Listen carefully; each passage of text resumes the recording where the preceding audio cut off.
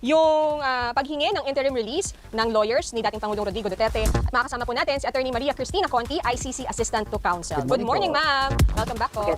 Naku, makakalaya daw si Digong, sabi ng mga tangang DDS. Pakinggan natin. Na umaga, maraming ganap. Maraming ganap. Totoo po, Attorney. Attorney, siguro, di ba itong paghingi ng interim release ng kampo ni dating Pangulong Duterte, hindi naman, in-expect natin to. Tama po? Ikinagulat ba natin? Yung, may anything ba dito sa update na ito na ikinagulat po ninyo? Oo. So yung mismong paghingi ng interim release, nasabi na yan dati pa. Pero kung paano, anong mekanismo, yun yung wala pa. Ang ikinagulat ko, una, merong receiving state na daw silang nakausap. So kumbaga, na-areglo na, naayos na ito bago pa man isubmit itong motion. Pangalawa, Monday.com's AI blocks are a total game. Wait lang, may ads lang. prosecution, di umano pareho naman tong sinasabi lang ng defense.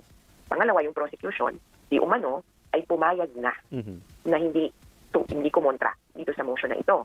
Pero, klaro ito na base sa terms and conditions. So, hindi naman parang, sige, pwede ka nang lumaya. Ang gusto nila, pwede kang lumaya, pero ayon sa terms and conditions na ito. Kaya yun yung mga kung nakakaiba sa ngayong filing. Pero yung isa pa din ay hindi sa gulat kundi parang mapapagtaka kasi maraming redacted portion. Sa ngayon nga, kung titingnan mo, nanghihingi ng humanitarian ground, si Duterte gusto niyang lumaya dahil siya ay 80 years old. And blank, blank, blank, blank. Ayan ayon sa kampo ni Digong. Oo. Ayon sa kanila. Yun yung mga nilalabas nila yung mga sinasabi nila sa publiko, lawyer niya, ganun din, no? And then itong mga DDS, tuwan-tuwa. Kasi sabi nila, makakauwi na yung tatay ko sa Pilipinas. Teka lang, base sa narinig kong balita, may isang bansa na talagang welcome si Digong at handang tanggapin si Digong. So, ibig sabihin, dito sa Pinas, hindi siya welcome.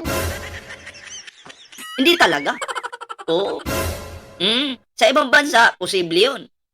Pero ang tanong, magkakaroon ba siya ng pansamantalang kalayaan dahil siya ay 80 years old na?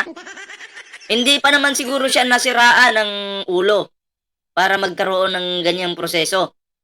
Nasa tamang kondisyon pa naman yung kanyang pag-iisip. Tapos ngayon, dahil 80 years old na siya, ihingi ng pansamantalang kalayaan o interim release? Sa tingin niyo, papayagan po yun? Siguro sa lawyer niya, papalakasin niya yung loob ni Digong. Huwag kang mag-alala. Kaya natin ito, makakalaya ka. Kung bahala. Siyempre, yung mga supporter, ganun din sasabihin. Dahil bakit? Yun naman po ang gawain ng lawyer. Ang palakasin yung loob mo, loob ng mga supporter mo. Dahil bayad siya. Oo. Pero huwag po kayong maniwala dyan na makakalusot po ito. 'Di ba? Huwag po kayong maniwala. Mabigat po itong mga ebidensya laban dito kay Digong. Sa tingin nyo, magkakaroon ng pansamantalang kalayaan yan? Siguro kung nakadisgrasya lang ng tao, posible yun, makalaya, pansamantala. Pero ito, ang daming tao yung nawala sa panahon niya, namatay sa panahon niya. Sa tingin nyo, makakalusot pa to? Ako'y naniniwala po na malabo na po ito. Etong mga DDS, yung kanilang mga supporter, binubula na lang po nila yung sarili nila na, ayun, makakalaya na daw yung tatay nilang mayabang. Hanggang doon na lang po yun. Pero pag sinabi kasing ICC, hindi po basta-basta yun. Hindi basta-basta yun. ICC na po yan 'Di ba? Hindi po kasi, hindi po kasi, yung ICC hindi kayang kontrolin ng anumang bansa yan. 'Di ba? Kahit nga si PBBM, hindi naman kinokontrol yung ICC. May sarili silang dyan, pamamaraan. 'Di ba? Anyway, ito po yung ating bibigyan ng reaction ngayon, mga pre. Pero syempre, bago po tayo magtuloy-tuloy sa ating reaction ngayon, ayan, kung bago ka pa lang dito sa ating YouTube channel, huwag kalimutang mag-like, share, and subscribe para naman po maging updated kayo sa lahat ng mga uploads natin. Ayan eto po, bago po tayo magtuloy-tuloy mga pre, sa ating reaction. Meron tayong bibigyan muna ng reaction dito. Ito po ay patungkol sa Peanut Gallery Media. Peanut Gallery Media. Ano po ba yun? Ito po yun. Si Dakaki Raki ay binanatan po ng Peanut Gallery Media. Oo. Pero ano po ba ito? Sino po ba yung may-ari nitong Peanut Gallery Media na to? Okay, yan po yung titingnan natin ngayon. Itong Peanut Gallery Media, mga pre, di umano, no? Ang may-ari dito ay si... Sino nga ito? Wait lang. Tingnan natin kasi medyo bulag na si ballpoint man. Maliliit yung... Ang may-ari, di umano di umano, ang nagmamay-ari po nito ay si Franco Mabanta. Oo. So, yun po yun. Ngayon, ano pong issue dito, mga pre? Itong peanut butter. Itong Peanut Gallery Media, mga pre, ay talagang dinipensahan po nito si Amy Marcos. Kasi itong si Dakaki Raki, merong banat dito kay Amy Marcos na hindi naman po nagustuhan ng Peanut Gallery Media kasi ang alam ko, aso-aso din to ng mga Duterte. Para sa lahat ng pahayag ni Amy na si Duterte ay maaari at dapat litisin dito sa halip ng ICC. Ito yung banat ni Dakaki Raki Oo. Ito yung banat ni Dakaki Raki dito kay Amy. Ayon dito sa banat, para sa lahat ng mga pahayag ni Amy na si Duterte ay maaari at dapat litisin dito sa halip ng ICC. Yun yung pinapalabas ni Amy sa hearing, di ba? Na dapat hindi na daw si Digong doon dinala sa ICC, dito na lang daw po sa Pilipinas. Oo. And then, ayon pa dito, siya ang pinakamahusay na katibayan sa kabaliktaran. Ayan kabaliktaran. Ang kanyang pagtanggi na panagutin si Sara para sa 7 impeachable offense ay labagyan sa batas natin. Yun yung nandun sa post na ni Dakaki Raki. So, oo nga naman. Dapat itong si Sara Duterte ay panagutin sa batas. Isa lang sa impeachment trial. Kasi malalaman naman natin dun kung talagang siya ay may kasalanan o wala. Isasalang po natin. Pero sila Amy po, pinigilan ito. Diba? And then si Digong, makasalanan din, pinadala sa dahig, nagpa-hearing din si Amy. Para sinasabi niya doon sa hearing na dapat hindi na dinala si Digong doon sa dahig. Dapat dito na lang sa Pilipinas nililitis yan. Yun yung sinasabi ni Amy. Which is, yun, pinalagan yun ni Dakaki Raki. And then, eto si, Peanut Gallery Media, bumanat. Diba? Bumanat po. Pinapalabas niya doon na etong si Dakaki Raki ay talagang eto yun. Hindi yan. Eto. Ayan kinokontra niya. Diba? Kinokontra niya po etong si Dakaki Raki. Ayan political commentator Dakaki Raki. Ito yung post ni The Peanut Gallery Peanut Gallery Media. Dakaki Raki trash Senator Amy Marcos in Facebook post. Kung titingnan naman po natin yung komento ni Dakaki Raki, tama nga lang naman po. Kasi si Digong pinadala sa dahig ng ICC, pinadala sa dahig, tapos kinuha ng ICC, nandun ngayon, nagre-relax sa dahig. Sasabihin niya, Amy, dapat dito na nililitis yan sa bansa. Ang tagal lang nakafile ng kaso. Sino bang nag-file? Trillanes, nag-file doon sa ICC, sinampahan siya ng kaso sa ICC. And then, nung nakasampa na, tsaka pa umalis si Digong. And then, nakapag-imbestiga na yung ICC. So, yun po, no? Pilit na nagiging aso si Amy Marcos dito. Aso talaga, aso. And then, baliktad naman po ngayon, si Sara Duterte, nagkaroon po ng issue patungkol sa panunuhol, pagbabanta, yung paglustay ng 125 million sa loob lang ng 11 days at marami pang iba. Lalo na yung mga faking pangalan dyan. And then sabi naman ni Amy Marcos, dapat hindi na kumbaga, i-dismiss na lang yung impeachment. Diyan po umalag si Dakaki Raki na, which is makikita naman natin dito, Peanut Gallery, pinagtanggol si Amy Marcos. 'Diba? Pinagtanggol. Ngayon, ano po ba itong peanut gallery na to? Ito po ba ay sumusuporta po ba sa administrasyon o sa mga makadutae? Oh, ito po, tingnan po natin yung imaheng ito. Oh, ito po. Ay, sorry. Mamaya na yan. Ito. Ayan Sino ba itong peanut gallery na to? Babasahin ko lang po dito Oh, Franco Mabanta allegedly owns peanut gallery media. Ngayon, sino ba itong si Mabanta? Sino po ba ito? Ito po siya. Ito. Sino yung kasama niya dyan? Si Bonggam-Bongga.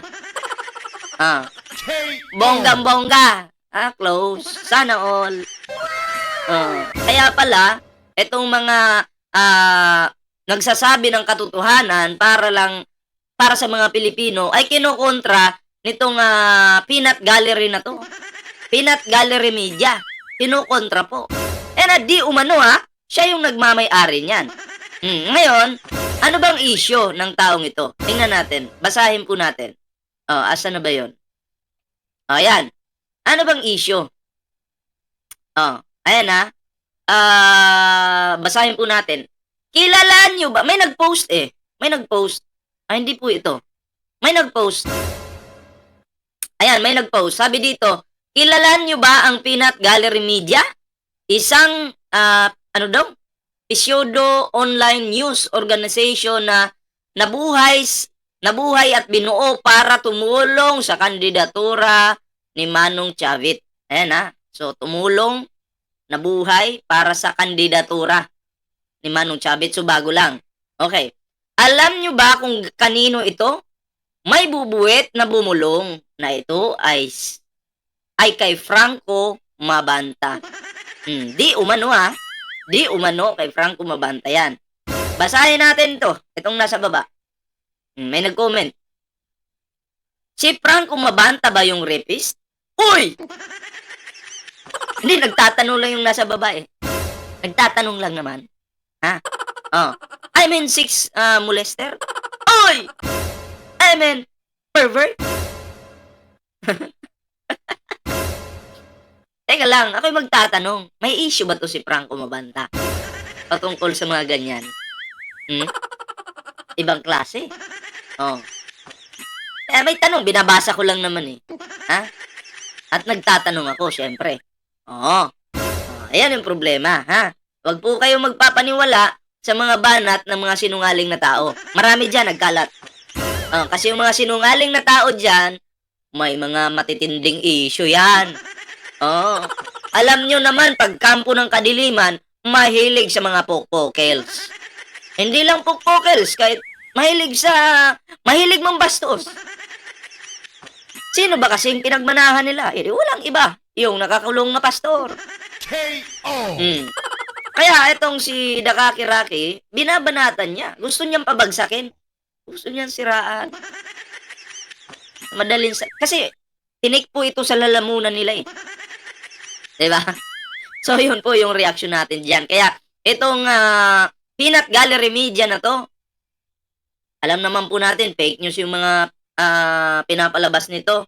Or may mga foul na banat, report yun na lang. Diba? Para, ang purpose naman po natin dyan, para mabawasan po yung mga nagpapakalat ng mga paninira, maling impormasyon. Marami po dyan, kahit sino. Basta alam natin mali, i-report po natin. Diba?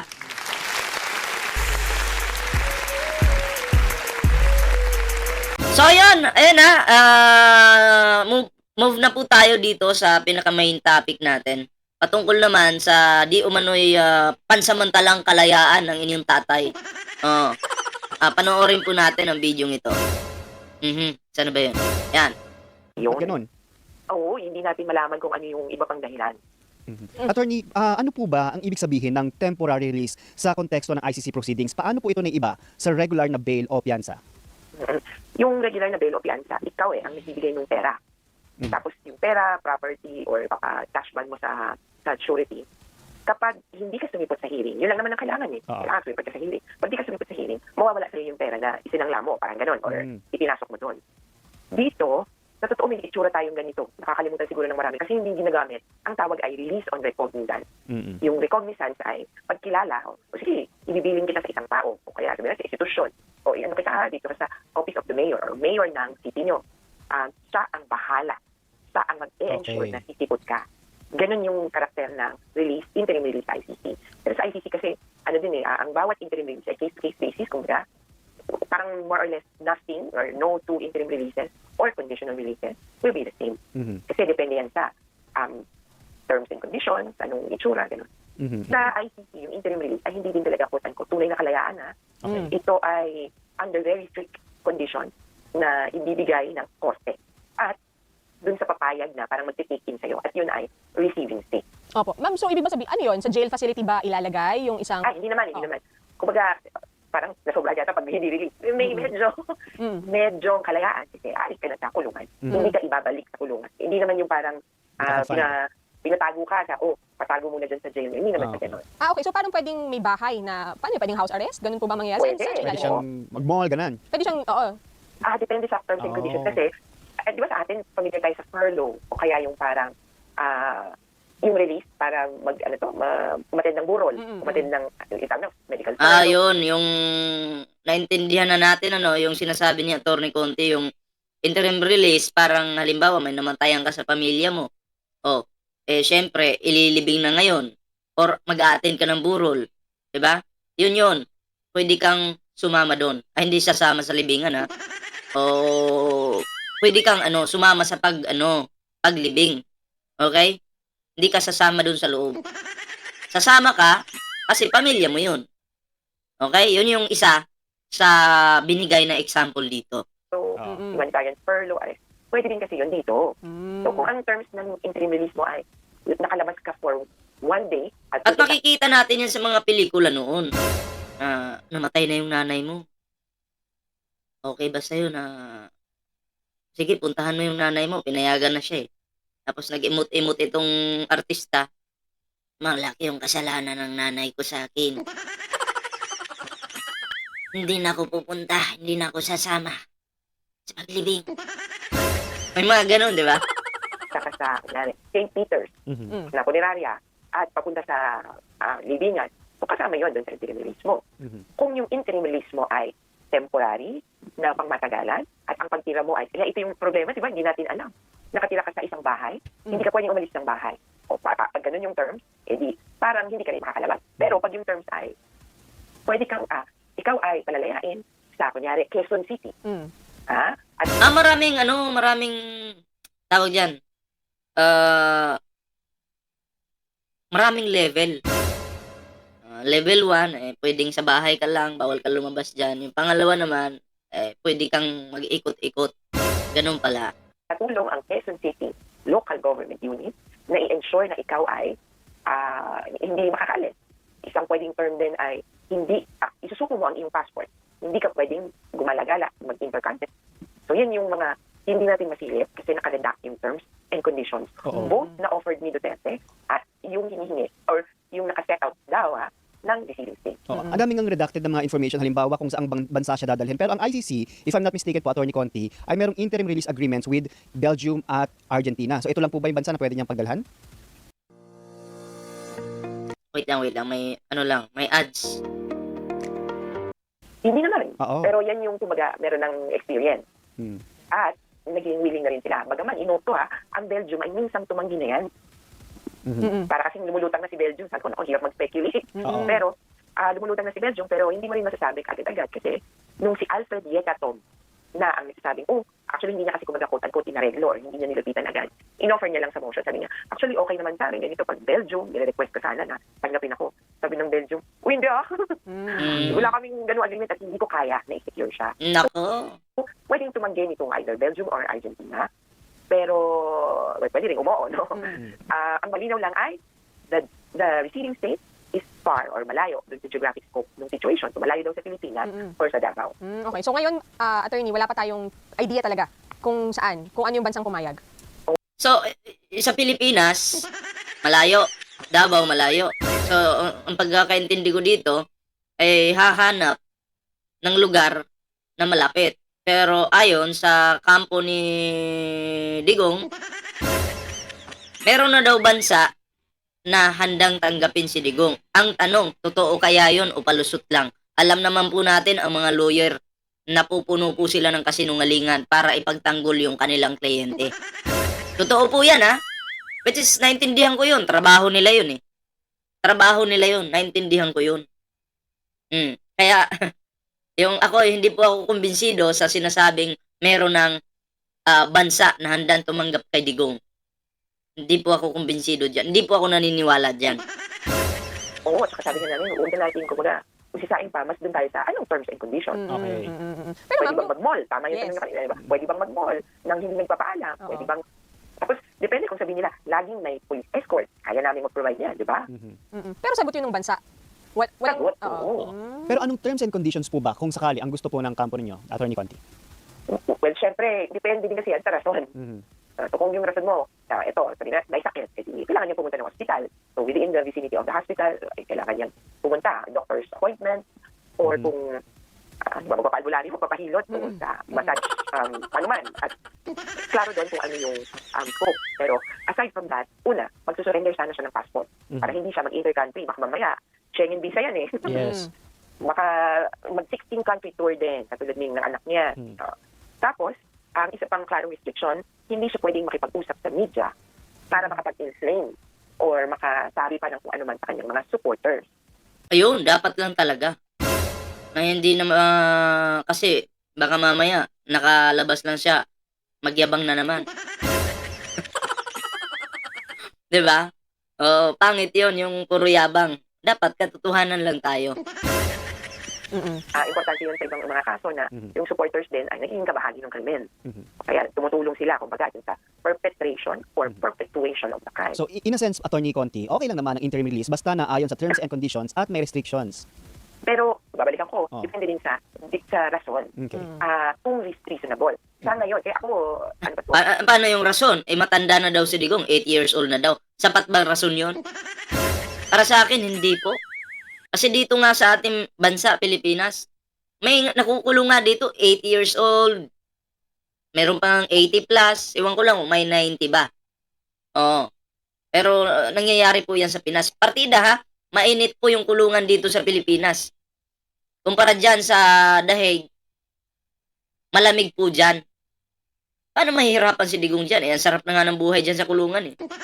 Kumpleto, may pagkain pa. Siya lang mag-isa. Dito sa Pilipinas, pag may pagkain ka, yung mga kasamahan mo sa kulungan, bibigyan mo pa yan. Kailangan share-share kayo ng mga pagkain na natatanggap mo dyan. Ganyan yun. Doon, nayahay ka. Ang gagawin mo, magluluto ka na lang. May computer ka pa. Wala nga lang internet. Kailangan mong pag-aralan yung kaso mo. Diba? Hayahay. Tapos, gagamitin yung katandaan para lang magkaroon ng pansamantalang kalayaan. Sana all. Tumatansa din ako. Pero kung sa ngayon, ang rason na alam ko lang ay 80 years old, hindi yun dahilan. Okay. Diba? Sabi nga natin, Pareho kami ng opinion, ha? Hindi talaga dahilan yun. ang age na nagmamatter ay 18, hindi 80, 70, 18, 18. Ang ano lang ng ICC ay nag-try lang sila ng adults or those, hindi sila nag-try ng children or those of minority age. So, only 18 years old and above. Okay. As long as you are fit for trial, you have to be inside or more or less, hindi ka exempted from trial. Kaya yung age at age lang, at kung may sabing doktor na fit for trial naman siya, tingin namin ay reasonable enough.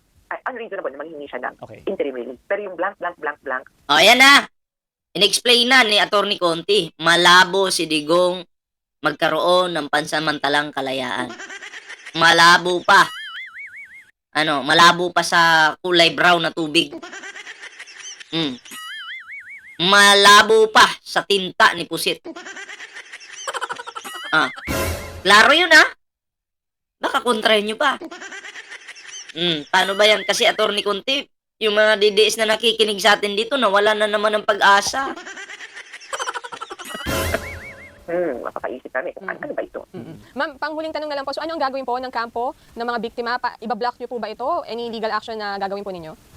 Oo, nagsisimula na kami magsulat ng comment, / tawag nila kasi observation, / kung ano man, na isa-file namin dito sa ICC. At hopefully, ma-file namin to next week. Akala nga namin kahapon lalabas yung order kung kailan ang deadline. Pero even without that, naka-ready kami na by next week, Monday kung sakali, magsasubmit na para makapagpaabot sa judges. Opo. At attorney, ano pala, sabi niyo po pumayag na ang prosecution? Hindi umano. So hindi pa rin natin sure. Oo. Oo eh. Kaya parang yung iba, pag binasa mo lang Ayan ha, hindi sure. Sabi pumayag na. Sino ba yung nagpakalat nun? Yung dark side. Oh. Diba? Oh. Siyempre, lawyer ng dark side. talaga, sinasabi ng defense. Actually, sabi ng prosecution, no opposition sila kung terms and conditions ay masusunod. Tapos may nag-receive na din sa amin. So, parang wow, okay, ayos na, reglado na. Pero, kailangan natin hintayin na i-confirm ito nung kabilang mga parties na dinadawit, hindi pwedeng marites lang. O sabi, okay na to. Pero it doesn't mean na kung pumayag sila, it doesn't mean na go na talaga yon. You can still Ay, hindi rin. question. Pero malaki yung chance, syempre. Kasi, kumbaga kung may check boxes, na-tick na nila yung some of the tick boxes. Yes, may tumanggap na. Yes, meron na ano. Kaya, si Duterte dun sa interim release niya, parang binukas niya na lahat eh. Check, hindi po ako gagawa o hindi ko na po ipagpapatuloy ang gumawa ng Ayun na, krimen. continue. Check. Oo nga eh. Sa ano yun eh, there are grounds to disallow Oo. the interim release. In-offer na niya kaagad. Check, hindi po off-light race. Check, may terms and conditions. So parang, in a way, urgent talaga para sa punto niya na lahat in-offer niya. At okay na ba? Ready na ba kami? Ang hindi niya, ang nakalimutan niya lang, yung tukol dun sa mga biktima. Kaya lang, at saka sa witnesses, kaya lang meron na siyang pasabi dun eh, na wala na daw siyang chance or hindi siya mag-ano ng mga biktima. Parang kami, it's not for you to say na hindi matatakot ang mga biktima o ang mga witnesses. Teka, sabi nga ni Digong, inamin naman niya na may kasalanan siya. Sabi nga ni Digong, eto na, pagbabayaran ko na yung kasalanan ko. Nangako naman ako sa inyo noon. Diba sabi niya yun? O ngayon, bakit magre-request yung kampo niya ng pansamantalang kalayaan? Eh siya mismo, accepted na niya, nakagawa siya ng kasalanan. Malaking kasalanan para sa mga Pilipino. Lalo na sa mga kapulisan. Lalo na sa mga biktima. Oh, bakit? Bakit biglang nagbago yung isip ng tatay nyo? It's for them to feel harassment and potential tampering with the case. Kasi pwede naman hindi talaga siya eh. Maski naman war on drugs, hindi naman siya mismo yung pumatay eh. Pero maraming kalamay. Ako, attorney, makikibalita po kami, lalo kayo po ay magpapadala rin pala. So, yun yung video mga pre, no? Yun yung reaction natin. So base, dahil pinakinggan naman po natin ito ng buo, malabo pong makalaya si Digong pala. Pero, merong interim release na nagiging issue ngayon. Oh, pansamantalang kalayaan di umano ni Digong. So, yun yung inaasahan ngayon ng kampo ng mga kadiliman. Oh, kampo ng kasamaan. 'Di ba? Pero 'di ba Digong, ikaw ay umamin ka na. Sabi mo, ito na, pagbabayaran ko na yung kasalanan ko. Oh, pagbabayaran ko na. I think doon yung sa loob ng eroplano, 'di ba? Oo. Doon ka nagsalita and then bakit nagbago yung isip mo? Oo, bakit? Boring ka na sa loob? Yun yung sabi ko pabago-bago ng isip ang mga Duterte. 'Di ba? So anyway, at least dito sa bidyong ito, nawala ng pag-asa yung mga Duterte. DDS supporter. 'Di ba? Klarong-klaro naman yung sinabi ni Atty. Conti, mga pre. So yun lang po yung ating video ngayon, mga pre. Pero syempre, bago po tayo magtapos sa ating video ngayon, ayan, kung bago pa lang dito sa ating YouTube channel, huwag kalimutang mag-like, share, and subscribe para naman po maging updated kayo sa lahat ng mga uploads natin. And maraming salamat po sa inyo mga pre sa suporta po sa ating YouTube channel. Syempre, ring the notification bell para updated po kayo lahat. Ayan meron po tayong TikTok, may Facebook po tayo. Sana po ay inyong suportahan yung ating mga social media accounts. So, yun lang po muna yung ating video. Kita-kits po tayo sa susunod na video.